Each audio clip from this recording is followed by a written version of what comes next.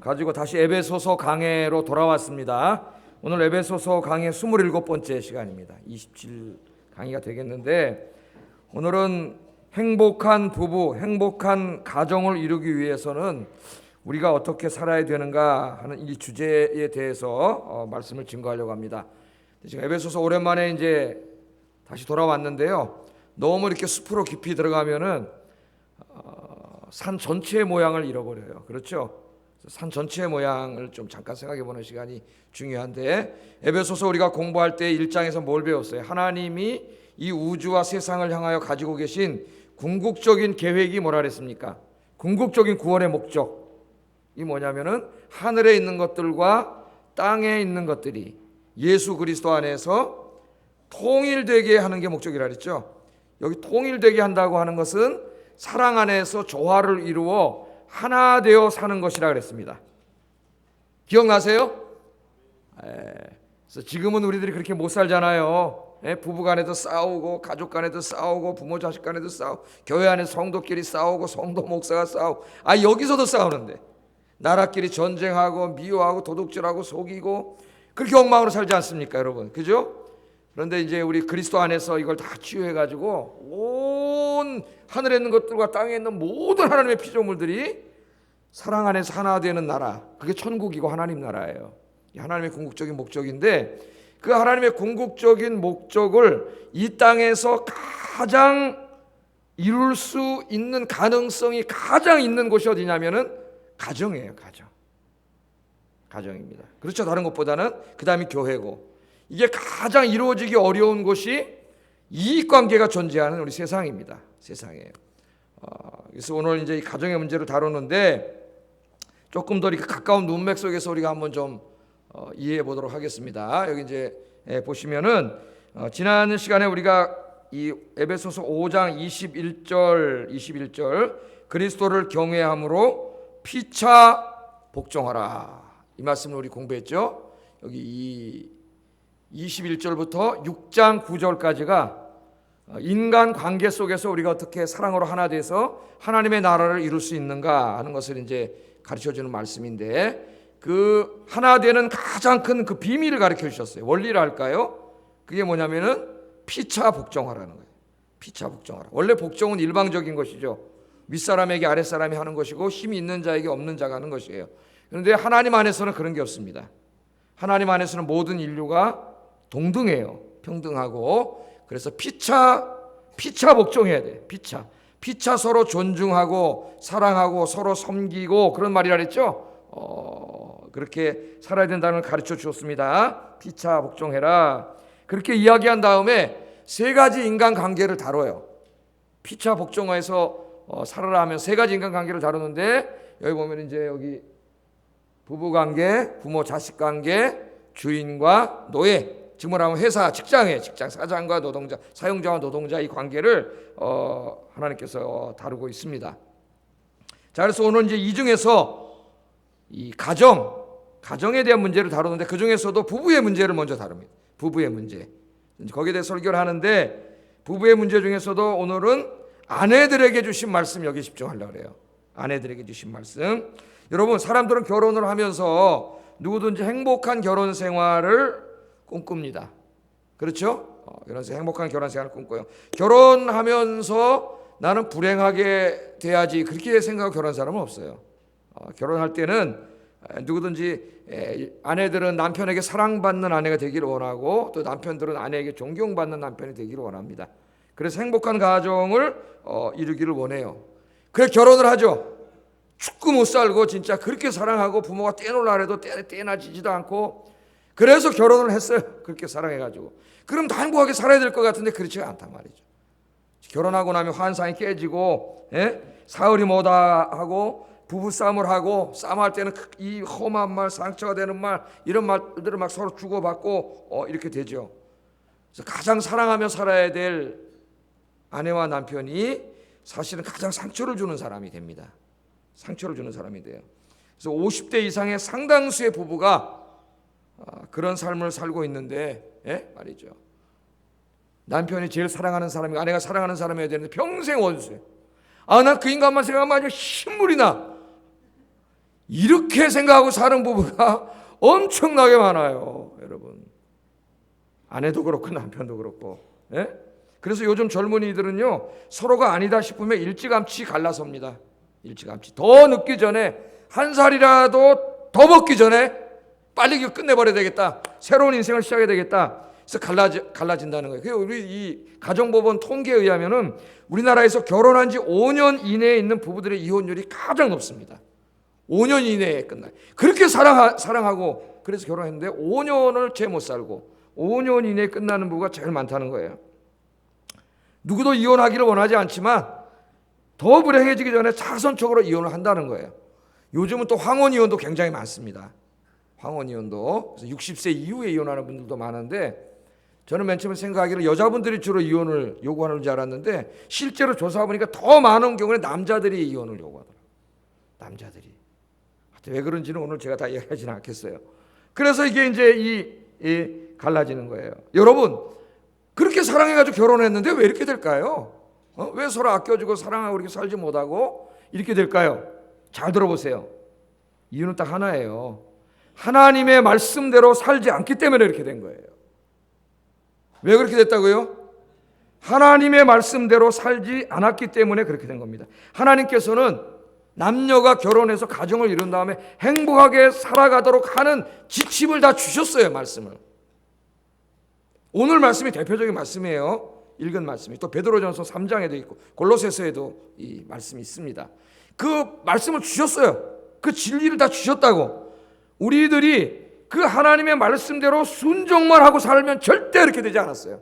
절대 불행해지지 않습니다. 그래서 오늘도 늦지 않았어요. 지금부터 주의 말씀을 묵상하고 말씀대로 살면 가정이 회복돼요. 회복돼. 그래서 오늘 이 설교를 통해서 여러분의 가정과 부부 생활이 회복되는 그런 비결을 배우는 이 시간 되기를 주의 이름으로 축복합니다.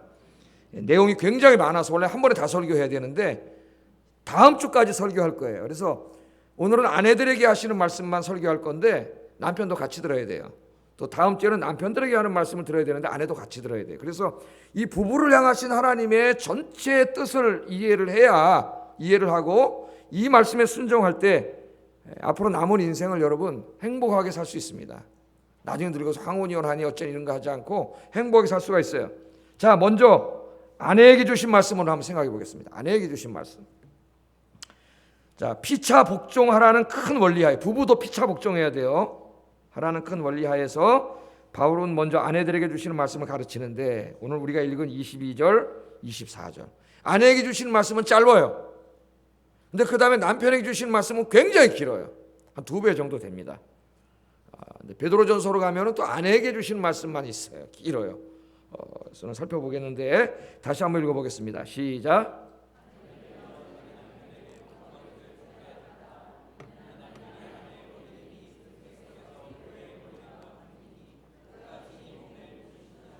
그러나 교회가 그리스도에게 하듯 아내들도 범사에 그 남편에게 복종할지니라. 아멘.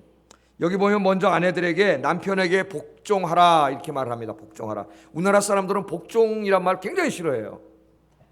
약소 국가로 살다 보니까 일본한테 나라 뺏겨가지고 복종하고 살다. 미 군정 시대 또 거쳤고 그러다 보니까 복종이란 말 굉장히 싫어요. 복종이란 말. 어떻게 보면 우리의 상처, 민족적인 상처일 수도 있겠습니다. 근데 이 아내들에게 남편에게 복종하라 이렇게 말을 해요. 아마 여성운동하는 사람들이 들으면은 깜짝 놀라요. 예? 뭐 이런 게 다 있어 그럴 거예요.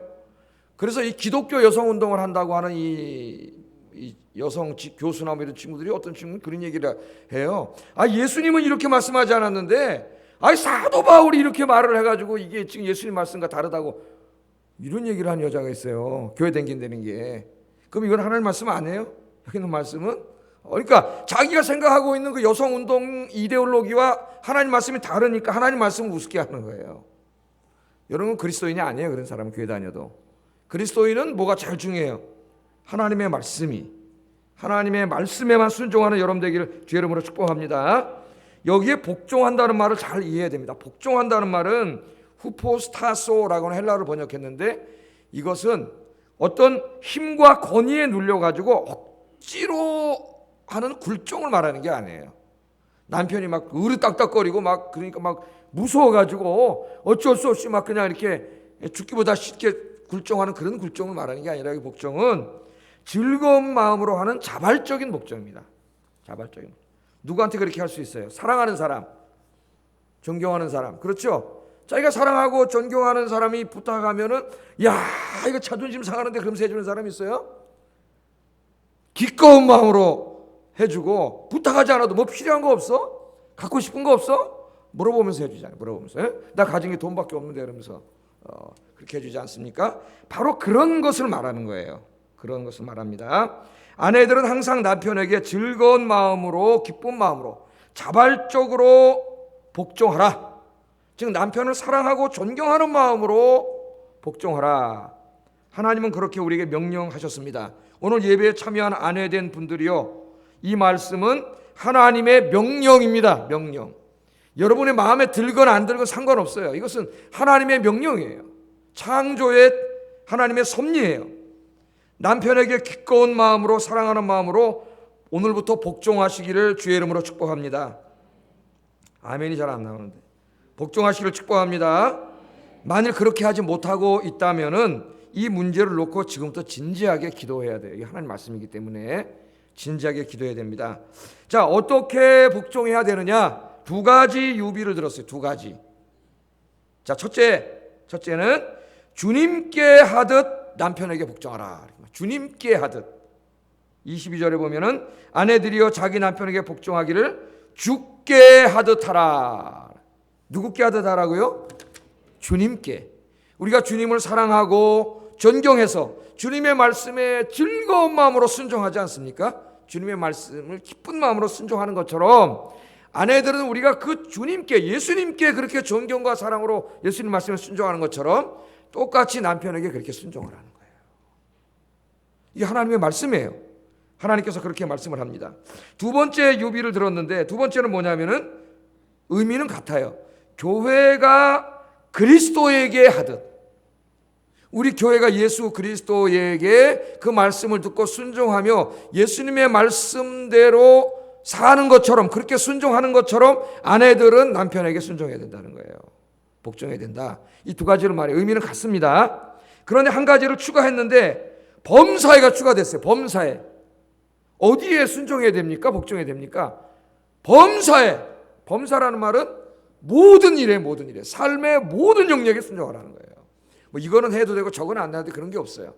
삶의 모든 영역에 남편에게 복종해라, 그렇게 말합니다. 그러나 여기서 우리가 조금 조심해야 될 게 있어요. 남편에게 복종하는 것이 주님께 복종하는 것과 연관되어 있습니다.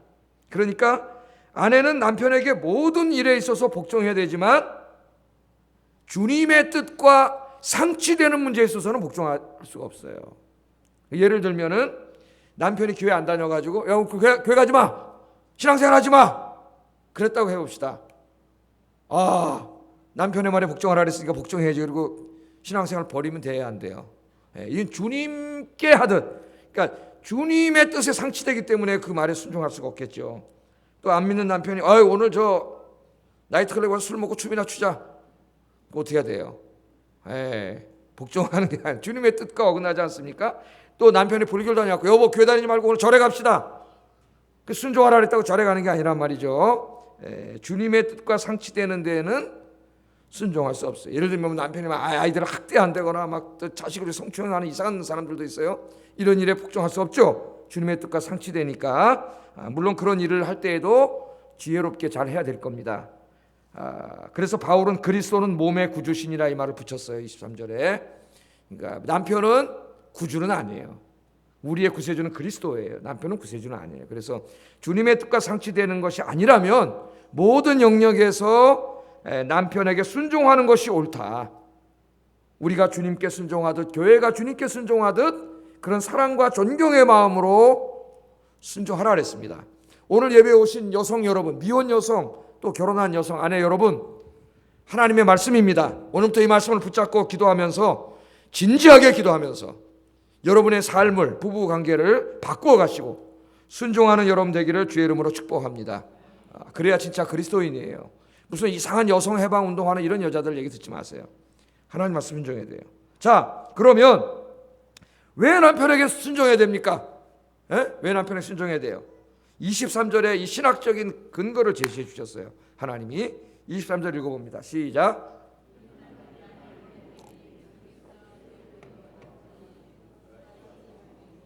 아멘. 이는 남편이 아내의 머리가 되기 때문이라 그랬습니다. 남편이 뭐가 돼요? 아내의 머리가 돼요. 여기 이 말도 우리가 잘 해석을 해야 되는데, 머리라는 말은 케팔레라는 말인데 이 단어는 누구에 대한 지배권을 의미하지 않습니다. 그러니까 남편이 아내의 머리가 된다 그래서 아내의 지배권을 갖고 있다 이런 의미는 아니에요. 이 의미가 이 바울 신학의 대가인 고든피라고 하는 복음주 신학자는 이 케팔라라고 하는 단어를 연구를 해봤는데 헬라문은 어디에도 이 단어가 지배권이라는 의미로는 사용되지 않았다래요. 지배권으로. 그러므로 남편이 아내의 머리라고 하는 말씀은 아내는 남편에게 종속되고 남편은 아내를 지배한다는 것을 의미하지 않습니다. 남편들이 오해하면 안 돼요. 또한 아내가 남편보다 열등하다는 것을 의미하지도 않습니다. 이러한 남성 우월 사상은 바울이 살던 당시에 그레코 로만 세계의 관습이지 성경의 가르침이 아니에요. 그 당시에 이 그레코 로만 사회에서는 여성이라고 하는 것은 딸은 아버지의 재산이에요. 아버지 마음대로 해. 근데 결혼을 하면 그 다음에 남편의 소유가 돼요. 그런 사회예요, 여기가. 그런데 하나님께서 뭐라 그러셨어요? 갈라디아 3장 28절에 그리스도 안에서는 남자와 여자가 다 어떻게 돼요? 하나예요, 하나. 동등해요. 남자 없이 여자가 태어날 수 없고 여자 없이 남자가 태어날 수 없다고 고린도전서에도 그렇게 얘기하지 않습니까? 그래서 이미 남자와 여자의 어떤 질적인 차이나 이런 차이가 없어요. 주님 안에서 우리는 다 평등해서 서로 복종해야 돼. 서로. 할렐루야. 이 남성들이 잘 들어야 돼요. 자, 그러므로 여기서 머리는 지배권이라는 의미가 아니고 여기 머리는 어떤 기원 혹은 원천이라는 의미입니다. 원천. 자, 바울은 여기서 창조 이야기를 하고 있는 거예요. 창조 이야기. 창세기 2장에 창조 이야기를 하는데 하나님께서 먼저 누구를 만드셨어요? 흙으로 아담을 먼저 만드셨어요. 남자를 먼저 만드셨죠. 그리고 남자의 갈비뼈를 통해서 여성을 만들었습니다. 이러한 의미에서 남자는 여성의 생명의 기원이 돼요. 원천이 될 수 있습니다. 원천이. 하나님께서는 이처럼 남자와 여자를 만드신 후에 남자에게는 남자의 특성을 주셨고 여성에게는 여성의 특성을 주셨어요. 그래서 이렇게 남자와 여자를 보면 여성이 가지고 있는 굉장히 강점이 있고 남성이 가지고 있는 굉장한 강점이 있습니다. 그래서 여성은 굉장히 정서적이고 다정다감하고 세밀하고 이런 부분이 있죠. 남자는 그런 게 없어요. 좀 힘이 있고 이끌어가는 게 있지만은 그런 게 없어요. 그래서 그 남성과 여성은 어떤 우열이 있는 게 아니에요. 구별을 해놓은 거예요. 구별해놨어요. 그래서 남성에게는 남성의 특성에 맞는 역할을 주셨고 여성에게는 여성의 역할에 맞는 특성을 주셨어요. 그래서 이 둘이 결합을 해가지고 이 조화를 이루면 여성은 지극히 여성이 되고 남성은 지극히 남성이 되면 이 부부관계가 완성되는 거예요. 하나님의 창조가 조화를 이루어요. 이 사회도 마찬가지입니다. 그런데 이 죄진 다음에 남자들이 막 힘이 세다고 여성들을 막 누르고 억압하고 그렇게 하다 보니까 여성들이 반발을 해가지고 또 여성운동을 한다고 요새는 너무 극단적인 이 페미니즘, 이 여성운동을 해가지고 이 하나님의 말씀을 다 왜곡하는 이상한 운동들이 벌어지고 이런데 기독교들이 영향을 받고 있다는 거예요. 우리는 하나님 말씀을 들어야 돼요. 그 역할 중에 아담에게 주신 역할이 머리로서의 역할인데 이게 가정의 리더로서의 남편의 역할입니다. 그러니까 남편은 가정의 리더로서 우리 말로 하면 이제 가장이죠. 가장의 역할을 주셨고 아내에게는 돕는 배필의 역할을 주셨다고 창세기에 나오죠. 돕는 배필이라 해서 열등한 게 아니라 그랬어요. 동등한 건데 특성이 다른 거예요. 차별을 한 게 아니라 구별이 되는 거예요. 구별. 여성의 자질을 남성의 자질이 더 어느 게 더 우월한 게 아니에요. 두 개를 조합해서 하나님의 창조의 섭리를 이루기 위해서 각각에게 하나님이 주신 겁니다. 자, 그러므로 아내가 남편에게 복종하신 것은 하나님께서 세우신 가정의 질서와 리더십에 순종하는 아름다운 일인 거예요. 아름다운 일. 이런 일들을 여성운동하는 페미니스트들이 무슨 하찮은 일로 가정을 하찮은 일로 여기고 무슨 남자들이 하는 일을 꼭 해야 무슨 여성이 대단히 이게 훌륭한 일을 하는 걸로 이렇게 막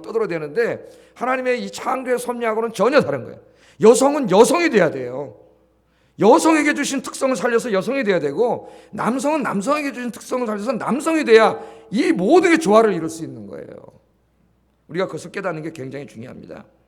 자, 그러므로 남편에게 복종하는 것은 남편을 교회, 이 가정의 가장으로서, 리더로서 인정해 주는 거예요. 인정해 줘. 제가 한번 물어볼게요, 여러분. 여러분 여성들에게 물어보겠습니다. 제 남편이 막 그래가지고 내가 막 죽어가지고 막 누르고 내가 한 소리 하면 꼼짝도 못하고 막 이런 남편하고 살고 싶어요? 아니면 내가 막 존경하고 막 그렇게 사랑하고 그런 남편하고 살고 싶어요? 물어보나 말하잖아요. 그 여성 운동하는 사람들한테 내가 물어봐요. 그러니까 어느 남편하고 살고 싶냐고. 예? 다 존경하는 그런 남편하고 살고 싶잖아요. 자기가 볼 때도 꼭 쪼다가 대고 맨날 그냥 이렇게 누르고 막 그냥 자기 마음대로 야! 그러면 또 절로 가고 이런 남편하고 살고 싶은 여자가 어디 있어요? 그 여성 운동할 때 생각을 한번 해보면 알아요. 그게 불행해지는 거예요. 하나님의 창조 질서가 그게 아니에요. 동등하지만 가장으로서 리더로서 존중해 주는 거예요. 존중해 주는. 자, 그러면 여기서 이제 남편들이 다음 주에 내가 강의할 내용이지만 잠깐 얘기해 보겠습니다. 머리로서 남편은 아내의 머리인데 남편의 역할은 어떤 거냐 이게 머리로서 남편의 역할은. 예? 그냥 내가 힘이 세니까 그냥 옆을 종부고 그냥 무슨 여자가 어디서 암탉이 그러면 집안이 망하는데 말이야. 무슨 막 이런 겁니까? 그런 게 아니에요. 그래서 남편의 머리라고 이야기할 때 뭐를 또 유비로 들었어요? 그리스도가 교회의 머리가 되는 것처럼 그렇게 머리 노릇을 하라는 거예요. 그렇게. 예? 그러면은 어떻게 이 그리스도가 어떻게 했습니까? 그리스도가 교회를 사랑하셨어요. 머리로서. 머리가 되셔가지고 교회를 위해 자신의 생명을 주셨습니다. 머리가 되셔서 교회를 인도하시고 지켜주세요. 지금도. 뿐만 아니라 이 머리가 되셔서 교회의 모든 영적인 필요를 다 공급해 주세요. 그게 머리예요. 머리. 그러니까 남편이 머리라는 게 그런 머리가 되라는 거예요. 그런 머리. 막 우딱딱거리고 막 폭력을 쓰려고 그러고 막 이런 머리가 아니라 예수님과 같은 머리가 되라는 거예요. 따라서 머리로서의 남편의 역할은 아내를 힘으로 누르고 억압하는 존재로서의 머리가 아닙니다. 아내에 군림하고 명령하는 존재로서의 머리가 아니에요. 이거 오해하면 안 되겠어요. 이 부분은 다음 주에 제가 이제 자세히 강의하겠습니다. 머리로서의 남편의 역할은 예수님이 머리 역할을 해주신 것처럼 아내를 사랑하고 보호하고 아껴주고 필요를 공급해주는 존재로서의 머리입니다. 아내가 남편에게 복종해야 하는 이유는 남편이 이러한 의미에서 머리이기 때문에 가장이기 때문에 존중하고 순종해야 된다고 하나님이 말씀을 하고 있는 거예요. 그러므로 아내가 남편을 가장으로서 인정하고 복종한다는 것은 가정의 어떤 문제에 대해서 서로 의논하고 상의하지 말라는 말이 아닙니다. 무조건 남편의 의사 따라라 그런 말이 아니에요. 가정의 모든 문제는 잘 들으세요. 우리 아내와 남편이 반드시 부부가 상의해야 돼요. 아내 마음대로 해서도 안 되고 남편 마음대로 해서도 안 되고 남편과 아내가 상의하세요. 뒤로 딴주머니 차가지고 막 남편 몰래 딴주머니 차가지고 막 이런 거 절대 하지 마세요. 아내 몰래 또 돈 꽁꽁 쳐놔가지고 또 이런 거 하지 마세요. 이거 왜 같이 사는 사람이 이렇게 진실하지 못합니까? 어떤 사람들은 나와서 딴주머니 차야 된다고 또 막 떠드는 사람도 있어요. 그래야 급할 때 뭐 친정집도 도와주고 뭐 여기도 도와주고. 이게 진실하지 못한 거잖아요. 여러분 가장 사랑해야 될 사람끼리 왜 속이고 왜 그런 짓을 해요? 그러니까 거기서부터 갈라지는 거야. 부부관계 서로 안 믿어. 서로. 예? 그렇잖아요. 서로 안 믿어요. 상의하지. 모든 걸 상의해서 결정하세요. 그게 하나님의 뜻이에요. 다 상의해야 돼요. 그러나 여기 복종하라는 것은 이 상의할 때조차도 남편이 리더라고 하는 것을 인정해 주라는 거예요. 그 사람이 같이 이야기하고 상의해야 되지만 내 마음대로 막 하면서 막 소리 팍 지르고 막 그냥 그러지 말고 리더로서 가장으로서 인정해 주라는 거예요. 인정해. 우리 여기 오신 우리 여성 성도님들이 그런 분 되기를 주의 이름으로 축복합니다. 물어볼 수 있어요. 목사님 알겠습니다. 그렇게 살라 그러는데 어떤 분은 목사님 설교 들으니까 화가 납니다. 우리 남편을 보면은 무슨 존경하기는 무슨 좀 복종 무슨 복종 생각만 해도 와 올라와 죽게. 남편 그럼 남쪽도 보기 싫은데 그렇게 말할 수 있어요. 근데 하나님께서 또 말씀을 하셨어요. 믿지 않는 남편을 둔 아내들 자기가 먼저 예수를 믿었는데 안 믿어. 그래서 술 먹고 와서 이런 사람들 있잖아요. 어떻게 해야 되느냐? 베드로전서 3장 1절 4절에 여기 또 말씀하셨어요. 하나님이. 같이 한번 읽어보겠습니다. 시작.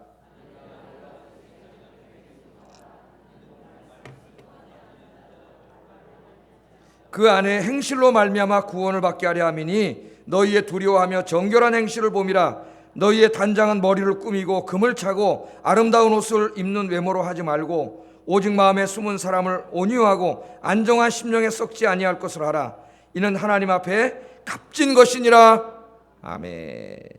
자, 믿지 않는 남편들, 그래서 막 그 세상적인 습관이 다 있고 술 먹고 뭐 때려부시는지 뭐 이런 얘기는 안 나왔지만 하여튼 다 비슷한 사람들을 둔 그리스도인 아내들에게 하신 말씀입니다. 무엇이라고 권고했습니까? 순종하라. 똑같아요. 순종하라. 하나님께서 창조의 섭리는 변하지 않아요. 남편과 아내에게 주신 그 하나님의 기능적인 역할은 변하지 않습니다. 예? 자, 그러면서 믿는 아내들이 믿지 않는 남편들에게 순종하는 선한 행실을 잘하면 그 남편의 영혼을 구원할 수 있다고 이야기해요. 다시 1절 2절만 한번 읽어볼게요. 1절 2절만 시작. 이는 혹 말씀을 순종하지 않는 자라도 말로 말미암지 않고 그 아내의 행실로 말미암아 구원을 받게 하려 함이니 너희의 두려워하며 정결한 행실을 봄이라. 아멘. 자, 불신 남편들이 어느 날 말이죠, 아내가 교회를 댕긴다 그래. 교회를 댕기네 보니까. 그럼 교회를 댕기면 그 아내를 이제부터 주의 깊게 바라볼 겁니다. 아마 남편이라면은, 아니 저 여자가 교회를 다니는데 이 교회를 다니면서 어떻게 변할까, 어떤 사람이 될까, 이거 보지 않겠어요? 사이비 종교도 많다는데 유심히 남편들이 볼 거예요. 그런데 이 아내가 교회를 다니면서 두 가지 면에서 변하면 남편이 구원을 받는다는 거예요. 첫째는 뭐냐면은 아내들의 신앙생활입니다. 신앙생활. 자, 교회 갔어요. 예수 믿는 사람들은 어떻게 신앙생활하지? 유심히 관찰할 거예요. 안 믿는 남편들이 관찰할 겁니다. 자기 아내가 새롭게 갖게 된 종교에 대해서 관심을 갖게 될 거예요. 오늘 본문에 보면은 뭐라 그랬어요? 두려워하며, 너희의 두려워하며, 누구를 두려워한다는 말이 안 나오는데 하나님이 생략된 거죠. 그러니까 하나님을 두려워하며 하나님을 경외하며 그런 말이에요. 즉 하나님을 경외하는 바른 신앙생활을 의미합니다. 바른 신앙생활. 믿지 않는 남편들은 아내가 하나님을 섬기는 경건한 신앙생활을 보면서 하나님에 대해서 깊이 생각하게 된다는 거예요. 이건 뭐 믿지 않는 가족을 둔 모든 사람에게 다 해당되고 여러분 직장생활에서도 다 해당돼요. 이거는. 그래서 여러분 진짜 저 사람이 신앙인인지 아닌지는 믿지 않는 사람이 더 잘 알아요. 이제 군에 있다 보니까 술 먹고 담배 피고 막 이런 자리가 많은데 막 주지 않습니까? 그럼 교회 다니는 애들이 홀짝홀짝 받아먹고 담배 피고 이런 애들이 대부분이에요. 거의 다 그래요. 다. 거기서 거절하기도 어렵고 그러니까. 근데 끝까지 안 먹는 친구들이 있어요. 극히 드물어요. 드문데 그러면 나중에 얘네들이 지네끼리 얘기할 때 뒤에서 들어보면 걔네들이 얘기합니다. 야, 어느 놈은 교회 다니는 나이롱이야 이거. 지난번 술 잘 먹대. 나이롱이야 이거. 그다음 누구는 기독교 환자야 이거는. 환자라 열심히 믿는 사람을, 안 믿는 사람들 진짜 그리스도인이야. 그래가지고 그 다음부터 교회 가는데 아무 지장이 없어요. 그러니까 믿지 않는 사람이 믿는 사람의 신앙을 더 잘 알아. 더 잘 알아. 이게 마찬가지예요. 마찬가지입니다, 여러분. 깊이 생각을 해보고 자기가 믿는 종교와도 한번 종교가 있으면 비교해보게 될 거예요. 그래서 아내가 믿는 하나님은 무엇인가 다르다. 아내가 신앙생활을 잘하면 정말 경건하고 뭔가 다르다. 이렇게 느끼도록 신앙생활을 잘하라는 거예요. 우리는 여기서 중요한 진리를 깨닫게 되는데 크리스천 아내들이 하나님을 경외하여 말씀에 입각한 바른 신앙생활을 할 때에 남편의 마음을 움직일 수 있다는 겁니다. 우리의 생각과 달라요, 여러분. 신앙생활을 제대로 하라는 거예요. 남편이 볼 때에도 여러분의 신앙이 경건하고 진실되어 남편이 경외감을 느낄 수 있도록 신앙생활을 제대로 하세요. 그러면 여러분과 늘 함께 사는 제일 가까운 그 사람이 무엇인가 생각하게 될 거예요. 하나님이 진짜 계신가 보다. 그렇게 생각하게 된다는 거예요. 이 부부 상담 치료를 하는 이 오재훈 교수가 쓴 자기사랑 노트라는 책에 있는 내용입니다. 이 책 중에 믿는 아내들이 주의 깊게 읽어야 될 한 40대 여성의 이야기, 상담 내용이 실려 있습니다. 실제죠, 실제. 40대 중반의 아주머니가 상담한 내용입니다. 이 아주머니의 남편은 10년째 알코올 중독자입니다. 10년째 맨날 술 먹고 들어와요. 술만 먹으면 소리 지르고 폭력을 휘두릅니다. 10년째 남편을 위해 기도를 10년 동안 했어요. 그런데 소용이 없습니다. 변화되지 않아요. 새벽 기도까지 가서 기도하는데 맨날 술 먹고 들어와요. 새벽기도 다녀오면 남편은 그때까지 술에 쩔어서 잠을 자고 있습니다. 그 모습 보면서 화가 치밀어 올라가지고 기도한 거 다 잊어먹고 뭐래. 얘이 알코올 귀신 물러가라 소리를 지르고 막 화가 나가지고 10년을 그걸 보니까 어떻겠어요 여러분. 소리도 질러보고 남편을 붙들고 울며 기도도 했는데 교회 가자고만 얘기 나오면 남편이 그 다음날 5kg 술을 더 먹고 와요. 술을 더 먹고 오는 거예요. 이 얘기를 털어놓은 거죠. 그러니까 이제 상담하시는 오지은 이 교수가 아주머니에게 이런 말을 합니다. 기도만 하지 마시고 기도와 함께 남편과 함께 하는 시간을 좀 가져보세요. 그리고 기도 제목을 바꾸세요. 알코올 귀신 물러가라 이렇게 기도하지 말고 기도를 바꾸세요. 어떻게 기도하느냐? 잘 보세요.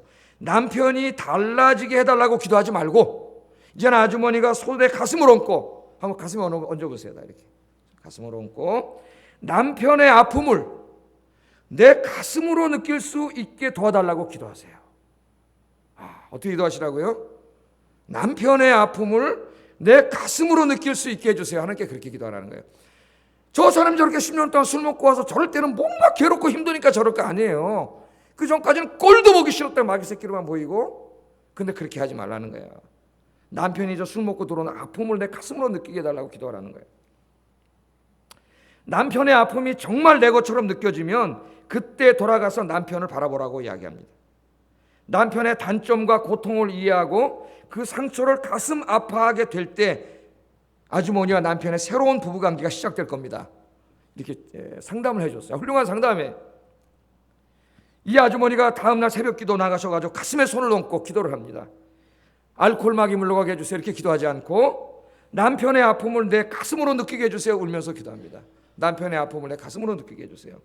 근데 정말 신기하게도요 처음으로 남편의 아픔이 느껴지더라는 거예요. 얼마나 괴로우면 저렇게 매일 술 먹고 들어와서 저렇게 그러니까 남편의 아픔이 느껴지더라는 거예요. 그래서 그 느낌이 달아날까 봐 두 손을 가슴에 대고 새벽기도 끝나면 쏜살같이 집으로 달려 오니까 남편이 여기서 술 먹고 자고 있는 거예요. 딴 날 같으면 어떻게 했을까요? 알코올 귀신 물러가라 그랬을 텐데. 예? 그 잠들어 있는 모습을 아까 뭐라고 기도했어요? 그 아픔을 내가 느끼게 해달라고 기도했잖아요. 보니까 눈물이 왈칵 쏟아지는 거예요. 여러분 이게 큰 변화가 되는 거예요. 눈물이 쏟아지는 거예요.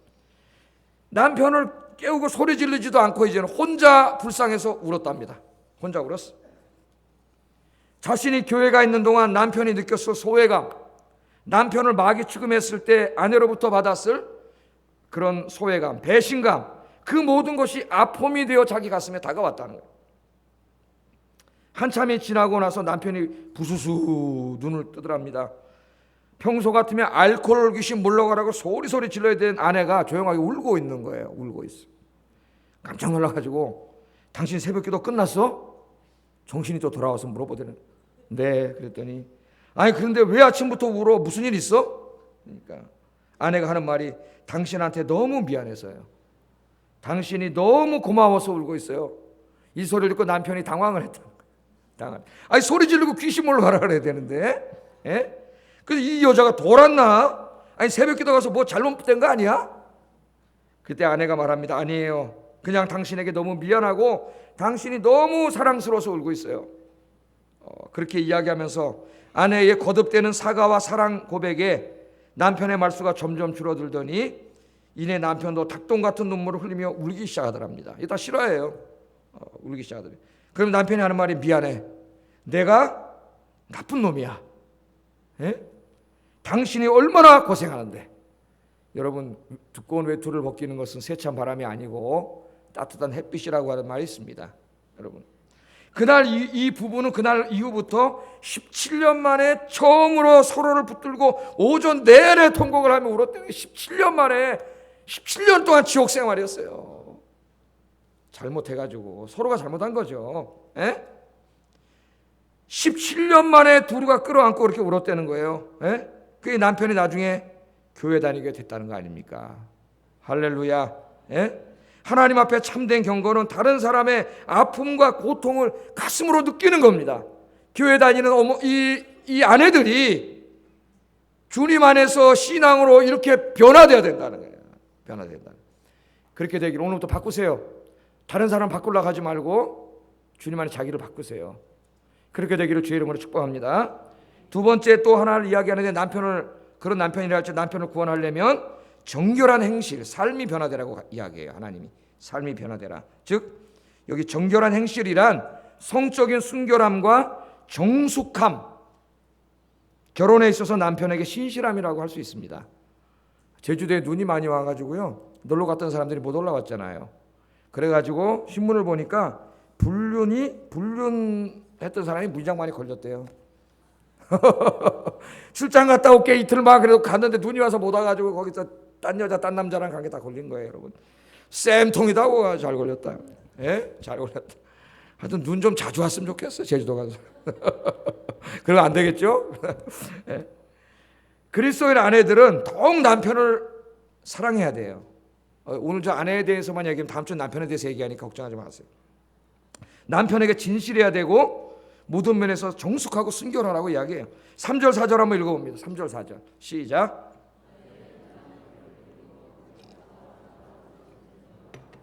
오직 마음에 숨은 사람을 온유하고 안정한 심령에 썩지 아니할 것으로 하라. 이는 하나님 앞에 값진 것이니라. 아멘. 그리스도인들, 믿는 신앙의 여인들은 뭘 하지 말라 그럽니까? 머리를 꾸미고 금을 차고 아름다운 옷으로 치장하는 데에 집중하는 삶을 살지 말라고 이야기해요. 그런데 너무 지나치게 관심 갖지 말라는 거예요. 오늘 머리도 하고 왔는데 괜히 또 머리 따고 왔네, 올리고 왔네. 금반지는 또 안 끼다 괜히 끼었네. 이게 모피코트 안 입던 오늘 왜 입고 왔지? 뭐 이런 사람도 있어요. 여러분, 당시의 이 여인들이, 상류층 여인들이 말이죠, 상당히 사치하고 화려한 옷과 장신 구두를 사랑했습니다. 그런 문화예요. 예? 그리고 남성들의 시선을 끌만한 성적으로 자극적인 옷들을 즐겨 입었다래요. 지금하고 똑같습니다. 똑같아요. 지금 여성들이 그렇잖아요. 텔레비전에 뭐 누가 한번 배우가 입고 나오면 그 다음날 그거 다 입고 나오고, 뭐 핸드백 하나 들고 나오면 그게 그 다음날 다 팔리고. 그러니까 뭔가 좀 유행도 좋지만은 이렇게 한심하게 사나 인간들이, 그런 생각이 들어요. 한심하게 자기 주관대로 살아야지. 어떻게 볼 게 남 여배우 따라서 그거 맨날 그거 얼마나 한심한지 모르겠어요. 그렇게 생각이 없나? 저 그런 생각이 들어요. 그런 사람들 보면. 여러분, 여기 베드로는 믿는 여인들이 그러한 삶을 추구하면 안 된다는 거예요. 믿는 여인들은 지나치게 비싼 명품 옷, 가방, 장신구들에 관심 갖지 말라는 거예요. 그런 일에. 예? 옷을 입을 때도 지나치게 노출이 심하거나 몸에 윤곽이 드러나 다른 사람에게 부담을 주는 그런 옷은 삼가라는 겁니다. 삼가라는 거예요. 여러분, 오해하지 마세요. 믿는 여인들은 아름답게 꾸미지 말라는 말이 아닙니다. 믿는 여자들은 화장도 하지 말고 장신구도 하지 말고 파마도 하지 말라, 뭐 옷도 좋은 거 입지 말라, 그런 말은 아니에요. 믿는 사람들도 아름답게 가꾸고 꾸며야 돼. 이게 화장하고 꾸미고 이쁘게 하는 것도 부지런해야지 게으른 사람 못해요.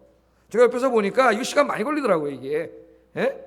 이걸 해가지고 딱 해서 또 구릿불을 말아가지고 또 거울 했다 그리고 뭐 시간 많이 걸려요. 저는 일어나면 10분 안에 다 준비하고 옷 다 입고 착 나온. 우리 집사람 저보다 30분이 먼저 일찍 일어나서 제가 나가서 기다려야 돼. 그 다음부터 핍박받습니다. 저한테 빨리 해라. 그래서 안 나면 나가서 엘리베이터 눌러버려. 다 올라왔어. 하다가 뛰어나와야 돼. 오래 걸려요. 하지 말라는 게 아니에요. 여러분 아름답게 꾸미고 그렇게 이쁘게 하고 오세요, 교회에. 예? 하나님 아름다운 걸 좋아하세요. 그거 하라는 게 아니라 바로 이렇게 이 허영과 사치에 찌들어가지고 이런 데는 찌들었지만 정작 중요한 자기의 속사람, 자기의 내면, 하나님이 보시는 속사람을 아름답게 꾸미는 데는 전혀 관심이 없는 거예요. 이것을 지적하고 있는 겁니다, 지금 하나님께서. 여러분, 이 여인들이 속사람을 아름답게 꾸미기 위해서 뭘 하라 그랬어요? 오늘 말씀에 온유하고 안정한 것으로 장식하라 그랬어요. 온유하고 안정. 그러니까 우리 이 겉모습을 이쁘게 하기 위해서 막 이쁘게 하고 눈썹 그리고 또 요새는 눈썹 문신도 했는데 막 이렇게 눈썹 문신 싹 그리고 막 별거 다 해가지고 이렇게 아름답게 꾸미는 것만큼 여러분의 속사람이 아름답게 되도록 장식하라는 거예요. 금과 은으로 장식하는 게 아니라 뭐로 장식해요? 이거는 하나님 말씀 그대로 온유하고 안정한 것으로 장식하라 그래요. 여기 이 온유하다는 말은 겸손하고 마음이 따뜻함입니다. 여성들이 마음이 따뜻하잖아요, 좀. 아닌가 봐. 우리 교인들은 다 표독하고 싸납습니까? 마음이 따뜻하고. 평온이라는 말은 마음과 인격이 안정되어 잘 균형이 잡혀 있는 그런 상태예요. 그러니까 겉사람을 아름답게 꾸미는 일에 관심, 너무 지나치는 데만 관심 갖지 말고 정말 하나님이 보시는 속사람에 관심을 가지라는. 이 겉사람은 영원하지 않습니다, 여러분. 잠깐 있으면 늙고 쭈글쭈글하고 저도 다 이게 신문에 나고 이게 다 없어질 일이에요. 그러나 바울이 뭐라 그랬어요?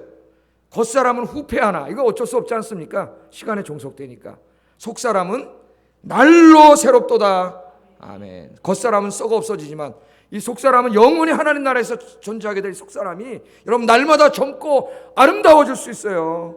기도와 말씀으로. 그래서 우리 크리스천 아내들은 여러분 크리스천 자기 부인이 어느 날 교회를 갔는데 보니까 교회 가가지고 또 철없는 사람들하고 또 새겨가지고 맨날 백화점 다니면서 모피 사고 이거 사고 저거 사고 저거 사고 맨날 이러고만 되게 어느 날 교회 안 다닐 때보다 더 사치해졌어. 이런 거 남편이 교회 오겠어요? 교회 다니지 말라 그러겠지. 그게 어떻게 하나님 영광 나타나겠어요? 그런데 남편이 좀 사치하고 그랬었는데 교회 다니다 보니까 속사람을 아름답게 하는 여성들을 만나가지고 우리 아영교회 와서 야 이제 이게 인생이 이런 게 아니구나. 그래서 검소하게 살면서 정말 자기의 마음과 인격과 성품을 아름답게 하는 일에 가꿔서 어느 날 교회 다니고 한 달 후에 보니까 우리 아내가 완전히 새 사람이 됐네. 할렐루야. 그럼 교회 나오겠죠. 하나님 살아계시면 느끼겠죠. 그렇게 변화되라는 그 가치가 얼마나 가치 있는 것이냐. 하나님이 진주보다 귀하다 그래요. 잠언서 31장 10절 12절 읽어보겠습니다. 시작.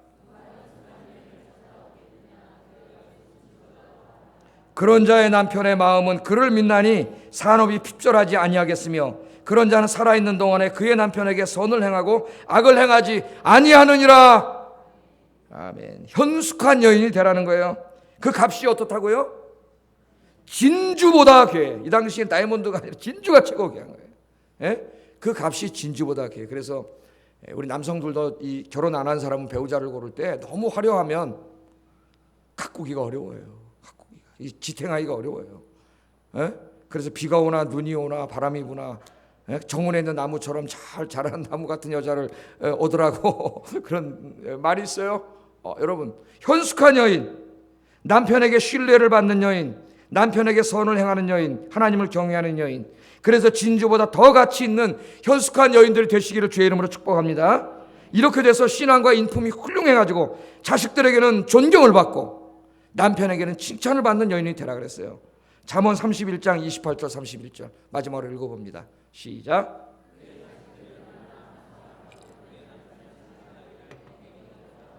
그대는 모든 여자보다 뛰어나다 하느니라. 고운 것도 거짓되고 아름다운 것도 헛되나 오직 여호와를 경외하는 여자는 칭찬을 받을 것이라. 그 손의 열매가 그에게로 돌아갈 것이요 그 행한 일로 말미암아 성문에서 칭찬을 받으리라. 아멘. 이 중간에 보면은 이 여인이 어떻게 사는가가 다 나와요. 잠언서 꼭 읽어보세요. 집에 가셔서 아침에 일찍 일어납니다. 벌써 게으름은 벌써 틀렸어요. 현숙한 여인이 아니에요. 아침에 일찍 일어나서 가족을 다 돌보고 다 저녁 늦게까지 일하는 여자예요. 그 내용이 있고 이 말씀이 나온 거예요. 그래서 자식들이 눈을 뜨고 일어날 때 엄마를 볼 때마다 엄마를 존경해. 나 우리 엄마 같은 사람 될 거 아니야. 제가 어떤 책을 읽어보니까요, 그 한 전도사님이 교구를 맡아가지고 신방을 다닌 67% 출석해가지고 자기가 신방을 다 다녔대. 안 나온 사람만. 나중에 96%인가를 출석시켰답니다. 자기가. 근데 다 만났대. 하여튼 교회 안 나오는 사람은. 어떤 젊은 자매를 만났는데 그 자매랑 얘기하다 보니 하는 말이 우리 엄마가 교회 권사인데요. 나는 우리 엄마가 예수 믿는 거 보고 교회 안 다녀요. 그래서 난 시집가면 교회 안 다니기로 했어요. 교회 안 다닌다는 거예요. 그런 엄마가 되면 안 되잖아요. 신앙과 인격이 훌륭해서 자식들이 일어나 엄마에게 감사하고 엄마를 존경하고 남편이 아내를 칭찬하면서 뭐라고 칭찬해요? 덕행 있는 여자가 많은데 그대는 모든 여자보다 뛰어납니다. 할렐루야. 당신 동료로 보니까 모피가 몇 번이고 화장품 몇 개고 신발이 몇 개고 뭐야? 이런 여자 되면 안 되겠죠. 뭐라고 칭찬해요? 덕행 있는 여자가 많으나 그대는 당신은 모든 여자보다 덕이 더 많은 여자라고. 내가 내 인생에 제일 잘한 일은 당신하고 결혼한 거야. 할렐루야.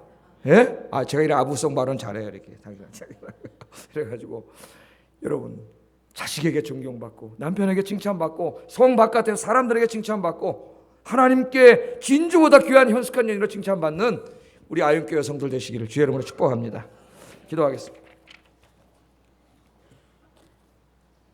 말씀을 생각하면서 기도하겠습니다. 사랑하신 아버지 하나님, 예수 그리스도 안에서 하늘에 있는 것들과 땅에 있는 모든 것들이 하나 되게, 사랑으로 하나 되게 하셔서 이 땅에 하나님 나라를 이루고자 하시는 하나님 아버지, 그 가운데서 이 하나님의 뜻을 가장 이룰 수 있는 곳이 바로 가정입니다. 부부관계입니다. 그러나 우리의 죄성 때문에 이 부부관계에도 이것이 이루어지지 못해 안타까움이 있어서 하나님이 오늘 아내와 남편에게 주시는 귀한 말씀을 주셨습니다. 아내들이여 남편에게 복종하라고 이야기합니다. 남편은 아내의 머리라고 이야기합니다. 주의 말씀을 아멘으로 받게 하여 주시고 남편의 가장으로서의 리더로서의 역할을 인정해주고 순종하는 저희들이 되게 하시고, 특별히 아버지 하나님 주님을 경건하게 섬기는 신앙의 여인, 인격과 성품이 아름다운 여인이 되어서 자녀들에게는 존경받고 남편에게 칭찬받고, 덕행 있는 여자가 많으나 당신은 그 모든 여자보다 더 덕이 많은 여자요, 칭찬받고 성밖에